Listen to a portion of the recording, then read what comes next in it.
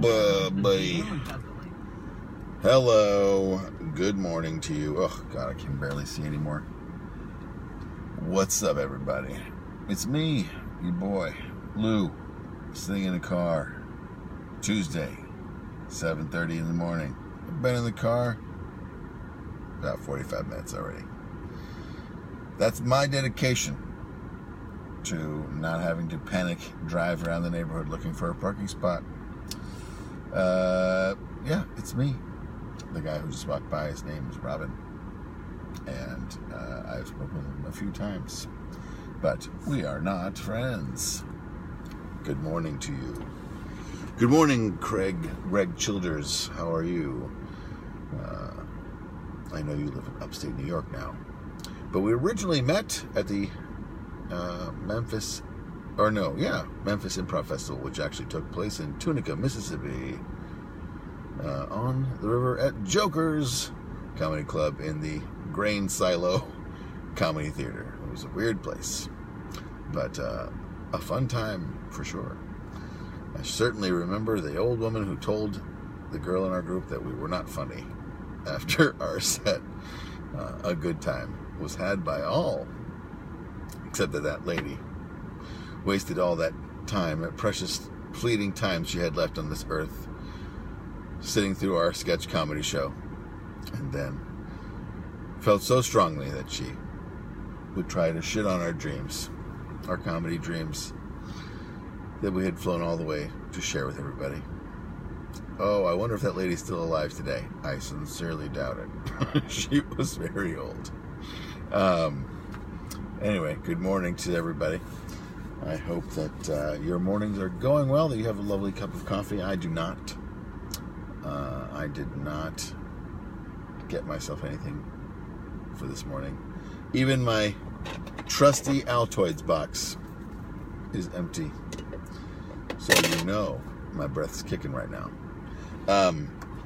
Yeah, just hanging out here in the car, listening to news, getting sad, playing a game called Slay the Spire on my laptop. What's that you say? Oh, it's a fun game that's in beta or alpha even on Steam. Fun card game. Good morning, Maddie Mako. How are you? Hope everything is going well with you and your dog and whoever else you might be with. Don't know who that might be, because apparently you took the camera down that I put in your house. But and Joe Garden apparently watching the video. I'm not sure, but Facebook always tells me that Joe Garden is watching, and asks me if I want to tag you, which I think I did accidentally one time, and for which I profusely apologized. But good morning. It's car sitting times. I'm just sitting in the car. It was chilly. I had, the seat warmers going. The car is warm, so don't worry about me. I am fully comfortable here in the car. Perhaps too comfortable. It's just you. Oh, you're very sick. Did you get the flu? I got a flu shot. Did you get a flu shot? I hope that you feel better. I'd like to know if it is the flu, because I know I have several Canadian friends. It's not a humble brag, it's just a fact. And the Canadian guys, I think they both had the flu at some point in the last couple of weeks. So perhaps it has started making its way down here. I did get, oh look, there's the guy behind me is getting into an Uber and going to work. Isn't that nice? I would like to go to work. I don't have a job still. It's annoying. I totally lost my train of thought. Oh, the flu. Yeah. So I went and got my flu shot over at CVS. Very lickety-split to have it done. I'm not trying to rub it in if you do have the flu. Oh, I'm glad that you got the flu shot because you're not a jerk. There's a lot of people who just don't get it, for whatever reasons. Illuminati confirmed, kind of, I don't get the flu unless I get the flu shot. The one time I got the flu shot, I got the flu. That means I should never get it. but weirdly the number one reason I've heard is that people get the flu from the flu shot, or that they got a flu shot, and then coincidentally they got the flu. So why bother getting it? Yeah, I don't get it.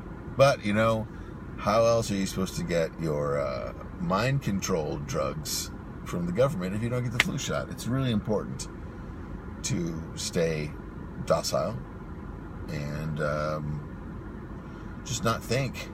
And the thimerosal in the flu shot really helps me not think. It's great.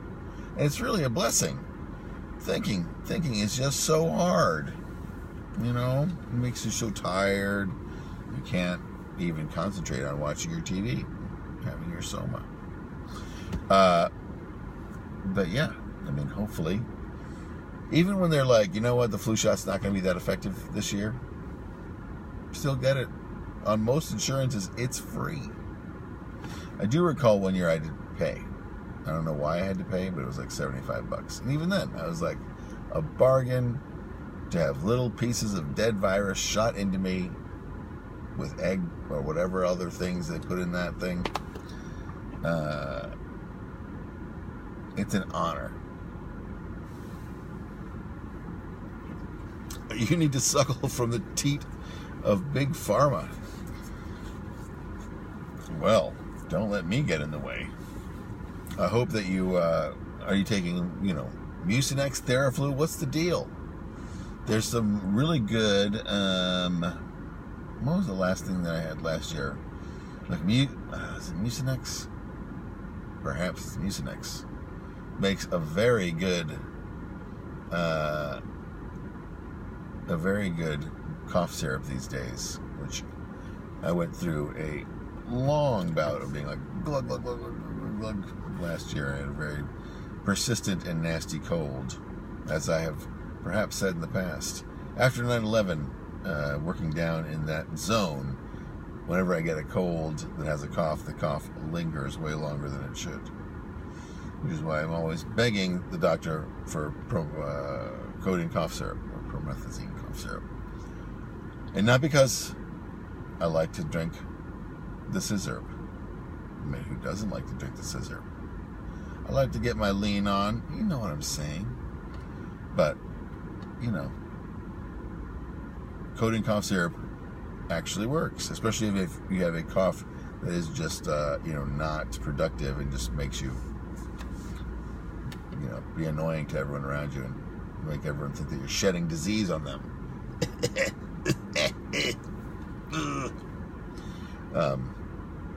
Yeah, I enjoyed it. Oh, here comes the ticket vulture. I already took a ticket. I already took a picture. I posted on Instagram. But the ticket vulture's making her way back. Isn't that great?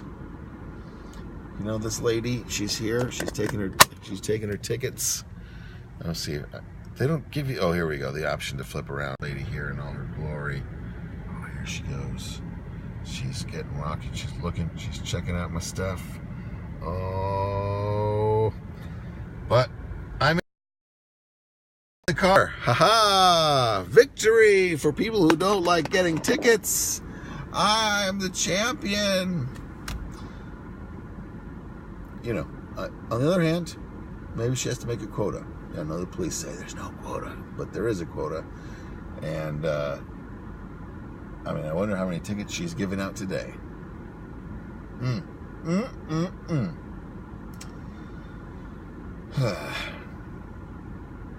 But, I really think they could reduce the amount of street sweeping that they do. I'm sure there's all kinds of union city contracts and whatever to make sure people have enough to do, keep the streets clean. But man, it would be nice to not have to do this.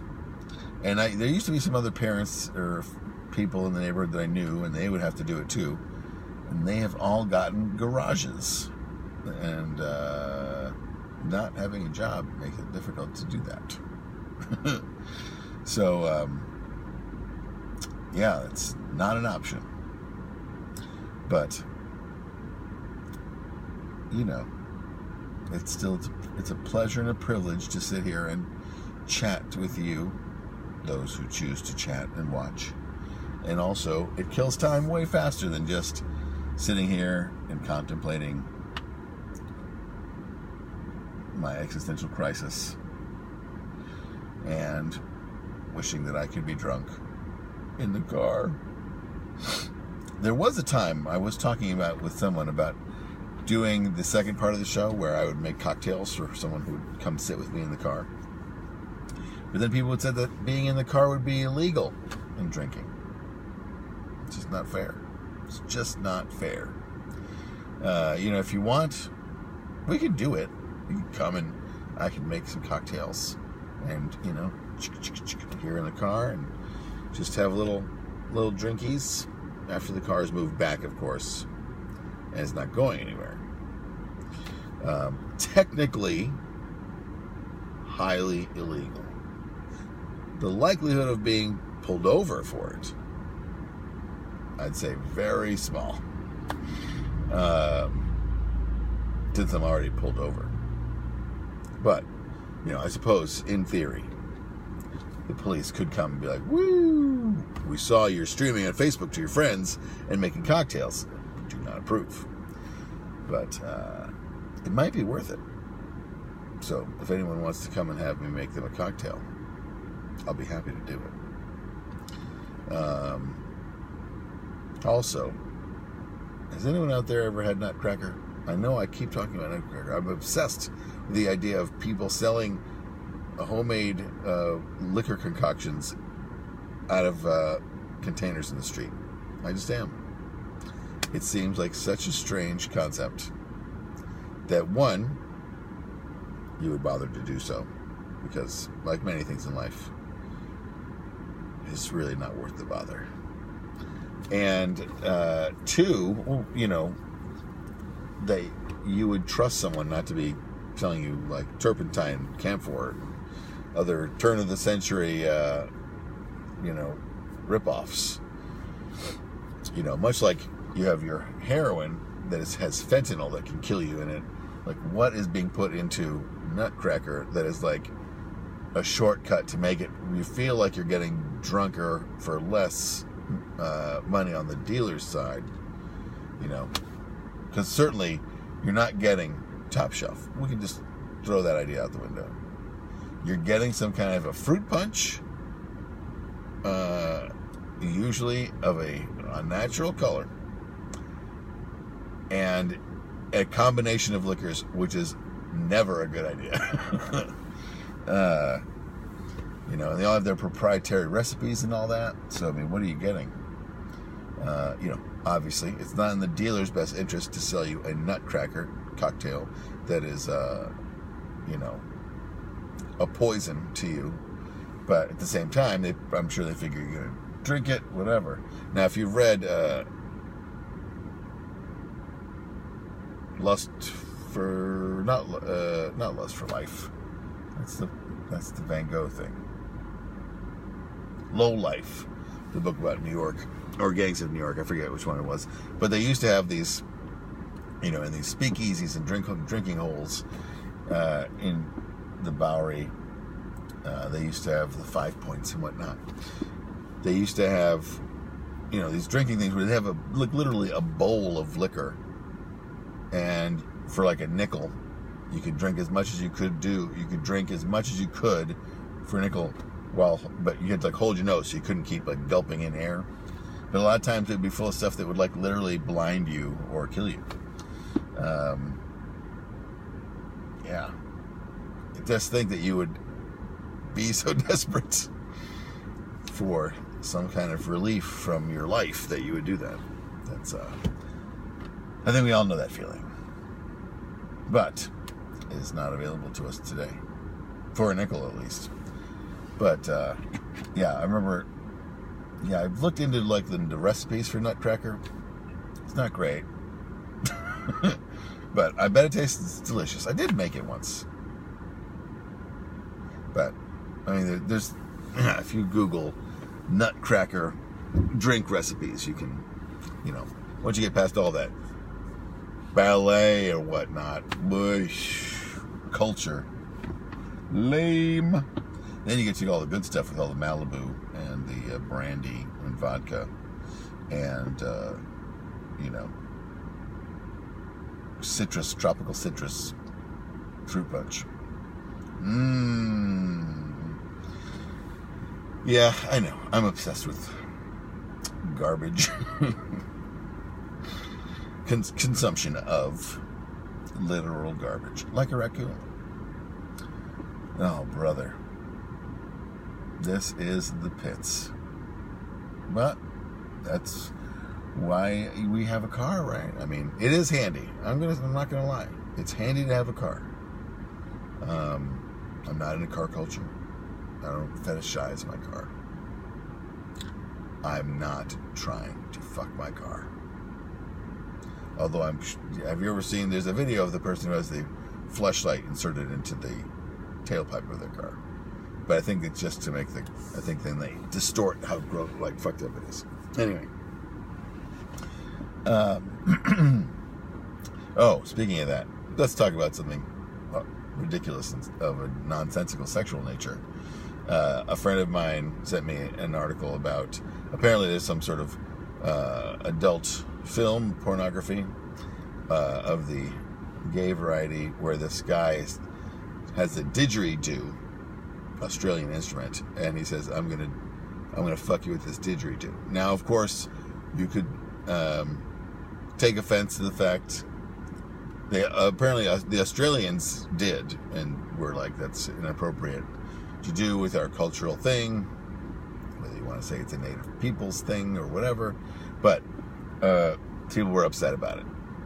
And my thought was, I was more upset that the guy didn't say, I'm going to didgeridoo you in the ass, which is like, of course, the logical thing for me, anyway. But then I thought, certainly, okay, I get it.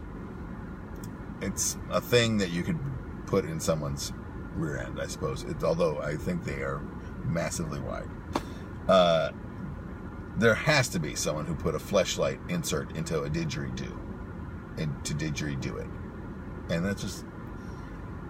I just refuse to believe that in the galaxy of possibilities that has not happened. And is that worse than, penetrating someone with a didgeridoo? Yeah. I'm glad that I got that off my chest. Oh, hey, it's a squirrel. Even after all this time, there's something cute about a fluffy tail. That, when you see a rat, you're like, oh, hey, a rat. You're like, ugh, a rat. But these delightful, non-disease carrying creatures, I'm sure they carry diseases. This guy digging around in this bush in front of my building, it's adorbs. Can't help it. Sorry, rats. I still despise you and your massive colonies. Gross. Have you ever seen, who was I talking to? Maybe my son. Oh. I know that we're getting close to marijuana legalization. But man, my car reeks of weed right now. That's crazy. Someone in this block is getting high. That is nuts. It's everywhere. It is everywhere. Thanks, Canada. Neighbors to the north getting high. Yeah, I know. We're all jealous. We're all jealous. But can you imagine if the United States legalizes marijuana? What a rigmarole it's going to be federally to undo all that years of prosecutions and all the, they just, plus not happening under Trump. Unless, if Putin pulls out of some sort of international drug treaty, then maybe Trump will be like, oh yeah? Well, we're going to legalize everything. Show you. I'm smart. But yeah, it's funny. I can't believe Canada did it. Well, I can, because they're a more rational place, but more just sort of like, wow, they did it kind of a thing. And did it rather quickly, as opposed to America's piecemeal, foot-dragging way of doing everything. I know, love it or leave it, right? That's what I say. Oh, man. Oh, I thought, this is my cell phone case. I had to take it off to put it in the thing. Here's the family that got a parking garage. But, so I have this cell phone case. I've had it for about 2 years, maybe. And the one I had before, it was okay, just getting a little beat up. I've had this phone since 2014. Sure, I was in the two-year renew program for a while. Get the new phone. Oh, the solar death ball is upon me. Anyway, that is unfortunate. But anyway, so I have this cell phone case. Now, you all may remember that my son got his phone stolen from him earlier in the year, Father's Day 2018, and I had to then go through a whole hoops and loops to get a new phone for him from his friend who had a phone that they didn't want anymore, and replacing the screen and replacing the battery and doing blah blah blah blah blah blah. And I got him a cell phone case that should have been indestructible, because if he has the phone out of the case for more than 5 minutes, he will smash it. That is just apparently a thing that teenagers do. They're like, oh man, I hate this case. And then they destroy the phone, like shatter the face. And so I didn't want to buy another face, so I bought this kick-ass case. And now my son has destroyed that case. He's constantly popping the phone in and out of it, and then he chews on the inside of it like some sort of rabid beaver, or or like a gerbil in a cage, just like, and I'll be like, "What the fuck are you doing?" He'll be like, "I don't know, my case is messed up." Like, what? Yeah, it's because you keep fucking chewing it and popping the phone in and out of it. Just leave the phone in it. What's wrong with you? But that is the joys of parenting. Constantly asking the universe why something is happening. What the fuck is going on? Why is this happening? But so far, several months of fixed phone and not completely destroyed, of course. I have to completely control every aspect of the phone and make sure that it is not even usable from 9 p.m. until 7 a.m. Otherwise, no sleep would ever happen. But thankfully, parental controls on such devices have advanced quite a bit. And I have parental control over everyone's phones, even my wife's. She's not allowed to make calls unless I say so. It's not weird, it's totally normal. I also make her wear a wig because of the religion I believe in, which is not one you've heard of.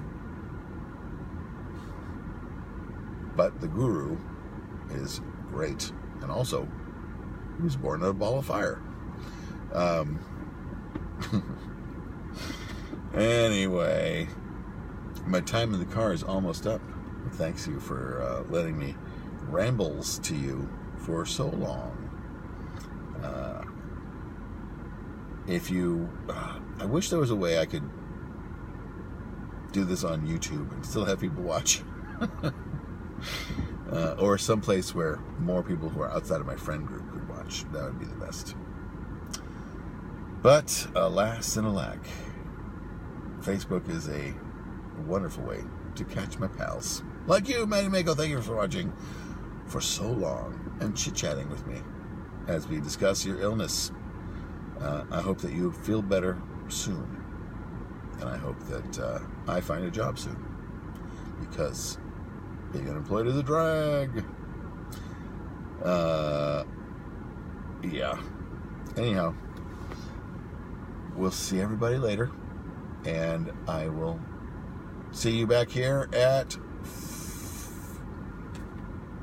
5:30. God damn it. See you later.